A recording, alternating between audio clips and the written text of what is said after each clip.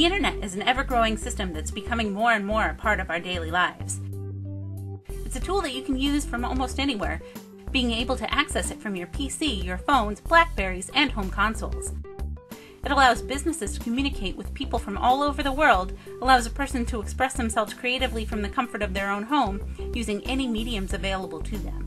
People can use it to speak their mind, form new relationships, and showcase their talents, be they musical, comedic, athletic, or just use it to show what their own imagination is capable of. The internet is both terrible and amazing. Terrible because it's chock full of bullies, cliques, melodrama, and conspiracy theorists. And amazing because it's also chock full of brilliant resources, great content, amazing people, and the opportunity to do some truly unbelievable stuff. One great thing about online media and the internet is it allows pretty much anybody with an opinion or something to say the outlet to say so. And essentially what we have is the massive wealth of human knowledge right at our fingertips. It's the tool that connects everyone, and thanks to its ever-growing influence, it continues to take the market, the media, the entertainment world, and just how we live our daily lives in an entirely new direction. It's where I met my boyfriend, it's where I get to talk to my boyfriend, it's where I get to talk to my friends, where I get to make my money. It's kind of a big deal, and some people don't really understand that. We are probably the most knowledgeable generation just simply because we just have the access to all that information at the same time. You can learn about people, you can learn about science, you can learn about mathematics. It is so much easier for people to just interact with each other as well. As each new generation of tablet and computer move things further and further into the technological world, the days of high street shops with DVDs and games bought over the counter seem to be fading into obscurity. With the internet, you don't need to go to your local store to buy the latest DVD. You can simply log into a website and have the product delivered to your door. For some, even that is too long a wait. So why not download the product and watch it an hour after clicking the download button? The days of waiting a week for the next episode of your favorite show, waiting to meet with friends to talk about the latest craze, are over. Now you can just log into a chat room, a forum, or just a conference call with friends online.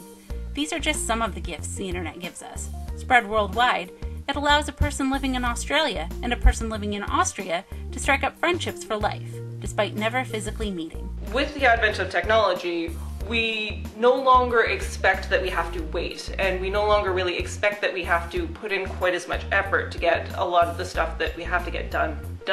Anyone has an opinion, be it the racist, the homophobe, we all get to hear what they think, and unfortunately it's kind of hard to filter through it no matter what you're doing. There are also some people whose messages are just hateful or stupid, and they wouldn't have to be seen by anyone if it wasn't for the ease of this medium. And there's also the fact that as much as you can get your opinion out there, you might never be as popular as a funny cat video. That's always a downside. This is just an example of both the good and the bad that the internet can bring. Good, because it allows people to get what they want when they want it. But it also showcases the lack of patience shown by the consumer and an ever-growing distance between people because, whereas before, viewers would happily wait for the next episode of their favorite show, now, people are less likely to be as patient and will instead look for the episode online, sometimes going so far as to download it illegally, developing the belief that because it's on the internet, it should be free. While it's great to be able to buy a product online and watch your favorite shows, it's also a system that is slowly killing the once thriving high street market and proves that, like everything, there are always two sides to every story, and where there's a positive, there is always a negative, and the internet is no exception.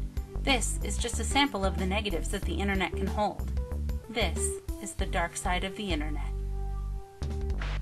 While the positives of the internet can be viewed as beneficial to both us and to society in general, there are just as many negatives that are not only viewed as a detriment to society, but can paint human beings in a harsh, distinctly negative light. These can range from copyright infringement to bullying, harassment, stalking, verbal abuse, mental abuse. The list can go on, creating between them an integral web that connects them in some way. However, to break them all down would take far too long, so this documentary is here to present the ABCs of the internet's dark side, and to hopefully make anyone who watches it think next time they find themselves falling into any of the following traps. There are always going to be some deeply disturbed individuals who think that stalking, harassment, and death threats are the correct response to, "I do not like this thing on the internet." Like so many avenues that connect both the good and the bad together, the internet grants many people its most powerful and valued gift, which is aided thanks to the internet's role in the rise in global communication, allowing people from all over the world to speak their mind and voice their opinion, sometimes publicly in front of a camera, and other times anonymously, using audio tracks or just simple text messaging. Thanks to the growth and popularity of social media sites like YouTube, everyone with an opinion can voice it, leading to the inevitable problem that eventually people won't agree with you, or as is often the case, will flat out disagree with you. Comparing this scenario to a real-life situation, meeting a total stranger and getting into a discussion with them about politics, religion, video games, your favorite sport, or favorite show, you will more than likely disagree on a number of issues, but more often than not, it will be a casual debate where neither one of you is right and no mudslinging and name-calling will ever come into effect. When it comes to the internet and you're not sitting opposite the person you're having this disagreement with, the conversation is more than likely to go in one of three ways. Number 1. Treat it as a face-to-face encounter. Put your views forward and respectfully come to the conclusion that you both have different opinions that make neither of you right, but are able to respectfully disagree with each other, maintaining your own belief, but not at the expense of the person seated opposite you.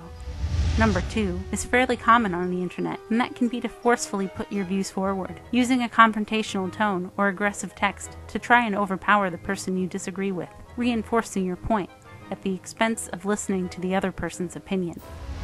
Number 3 is sadly the most frequent when posting online, and that is to attack the person, viewing them as an opponent, someone who doesn't agree with you and is therefore an enemy, and, by the sheer fact that they don't agree with you, is seen as an insult against you, your character, and your beliefs, which usually results in name-calling, threats, lies, insults, and a strong use of profanity. This very reaction to a disagreement in opinion when it comes to the internet gives way to one of the previously mentioned greatest gifts the internet can offer someone, something they are able to exploit at their leisure with no reprimand or consequences, so long as they are careful, and this is the gift of anonymity. Imagine the scene. Sitting at your computer talking to someone and having no idea about who they really are. Maybe they're younger than you, maybe older, maybe the same age, maybe the same sex.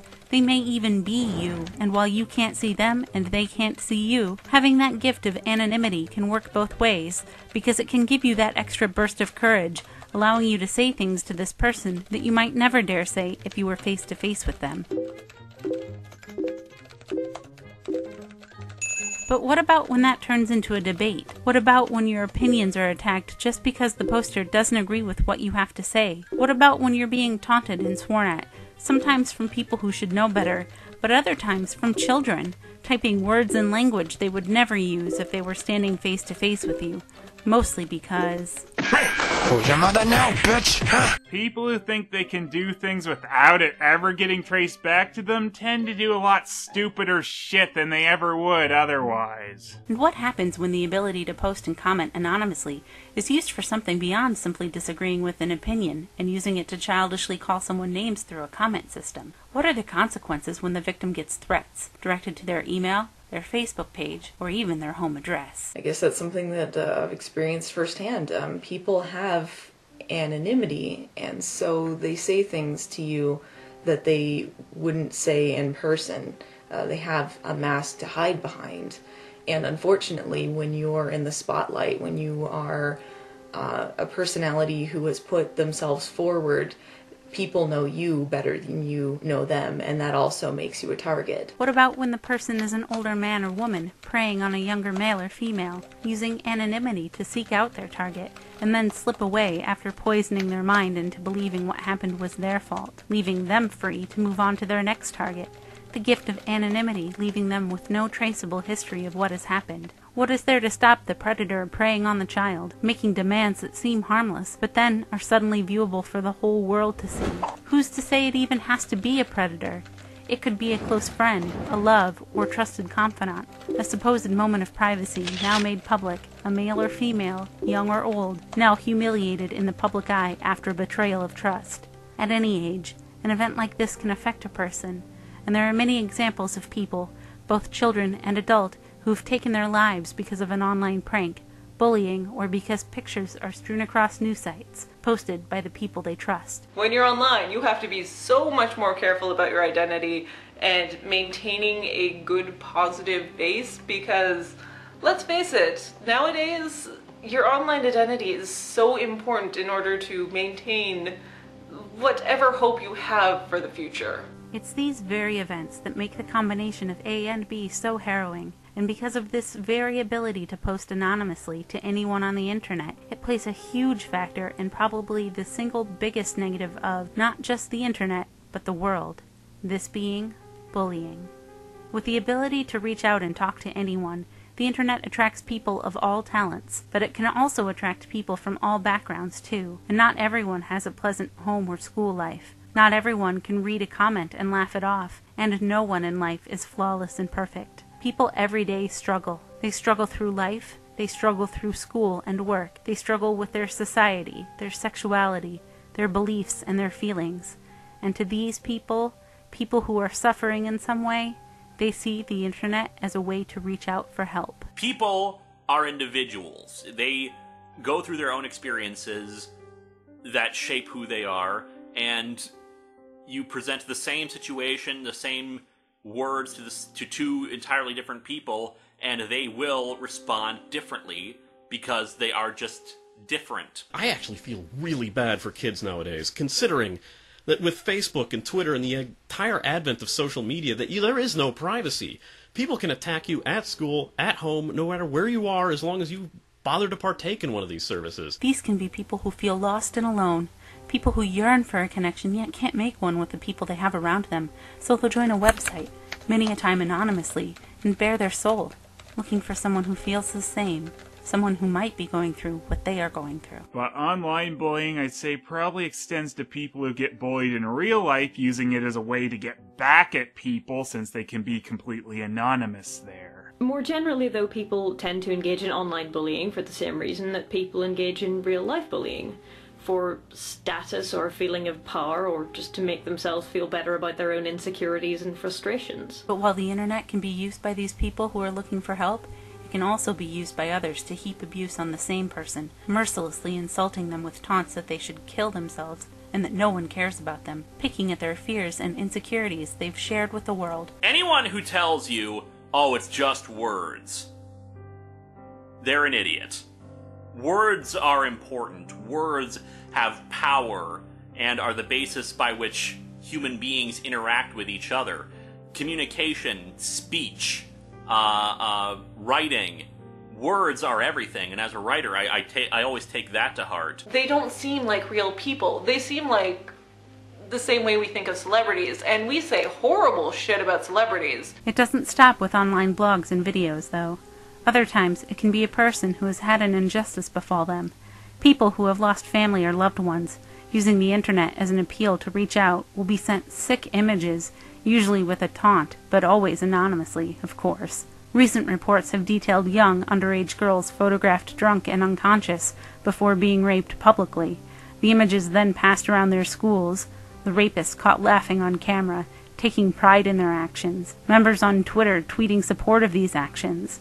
Actions which can and have forced these people, young people, to be hounded by the society they grow up in. You can go and you can destroy this other person's life, and you will have zero consequences for it. But what happens when the perpetrators are caught? When the commenter is named and shamed? Suddenly they are full of remorse. Their laughing boasts and harsh, hateful threats disappear, and they're suddenly full of pleas and apologies. Putting fingers to ears because you don't want to hear it isn't enough, because it's happening. It's happening right now while you're watching this, and instead of looking to blame society, video games, the government, or the TV shows we watch, stop looking to others for the problem and look at yourself. Taking away video games won't solve it. Stopping violence on TV won't help it. Ask yourself why you react the way you do. Ask yourself why you feel more comfortable talking to someone you can't see rather than a member of your own family. Why you can identify with people you meet online. or why you might be living through your online personality. People become really close to you, and they feel like they know you, and they become very protective of you. And so people are very quick to jump and defend you, and people that you get to talk to on a more personal level than someone who's in Hollywood or something like that. It's through these connections people can form online that help create an alternate personality, someone they wish they could be rather than the person that they actually are. Their real life a shell, and their online life becoming more important to them, essentially living through their online persona, which leads to a more recent positive and negative side of the internet, and this is the online celebrity. An internet celebrity is generally viewed as one of the people, supported by a fan base that, while small, are fiercely loyal and protective towards the person they follow. And thanks to the homegrown feel, it allows the fan base the opportunity to identify with the personality. This isn't a movie star with an entourage and a team of people speaking for them and writing their tweets.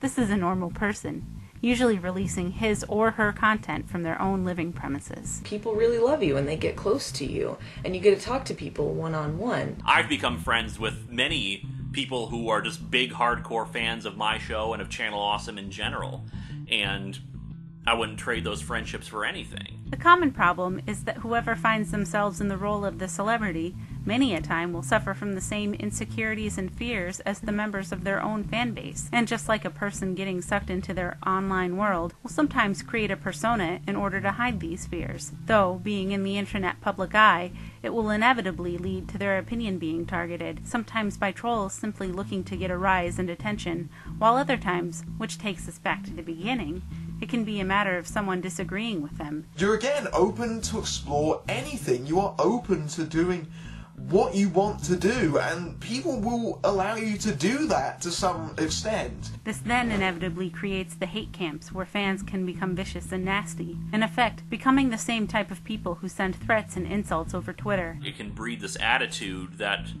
if you don't like what we like, if you don't embrace the same things we do, then we will ostracize you and we will do all the things that that we were rejected for. Overprotective fandoms tend to display behavior that's basically cult-like. They don't allow critique or discussion.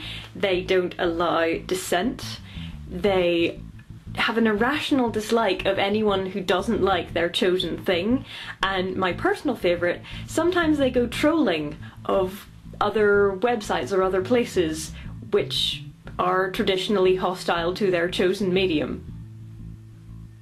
Why? The same people who tell others to kill themselves because they dislike something that they themselves love, bringing the whole cycle full circle, seeing an expression of opinion as an attack, leaping to the defense of the person they support, but doing it in a way that paints the person they are trying to defend in the most negative of ways. You don't need to protect them from anyone. They're perfectly capable of doing it themselves. And if they can't, then that's their problem, not yours. An internet personality is just that. A personality, and fans have no idea as to who the person really is. They could be completely different than what they put out there, and so people want to defend what they think that person is. In instances where the viewer needs help, needs guidance, needs someone to identify with due to being unable to speak to a family member, they'll be known to reach out and attach themselves to the personality, seeing them as someone they can identify with, giving the personality a power over the fan looking towards the personality and the character as a friend, as a role model, and when the personality addresses them, they see it as a thrill. The darker side rears its head where, like a priest or teacher taking advantage of a younger person in their care, sometimes the internet personality is no different, using their fame and reputation to entice people, be they male or female, creating the same story of a trust broken, leading to a fear to come forward, to even disagree due to the rabid and protective fan base. If you're letting your protectiveness of a certain subject get to the point that you're attacking other people, you seriously need to take a step back. Just as with bullying, just as with the abuse of anonymity, sometimes it can be the abuse of a position that is just as effective and just as damaging, allowing the personality to hide behind the persona they've created,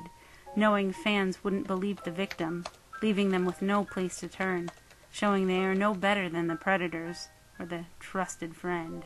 While you may support a personality, may enjoy their work and respect their opinion and talent, This does not make them a flawless person, and attacking others for threatening your illusion of this personality doesn't help you, and it doesn't help them. People think that the internet is not real life.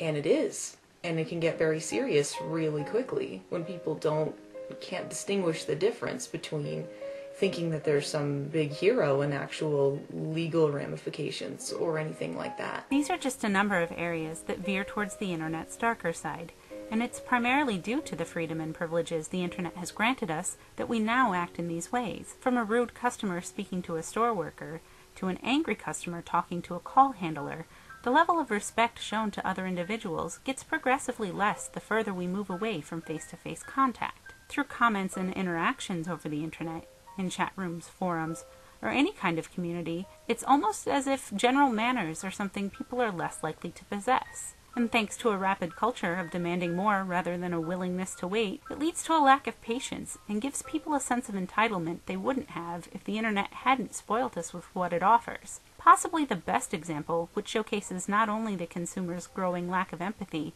but patience and manners, can be seen when an application from any app store is instantly given a 1-star rating due to it encountering a problem, despite the fact that the manufacturer has made it known that they are attempting to fix it and may have even offered a form of compensation to unhappy customers.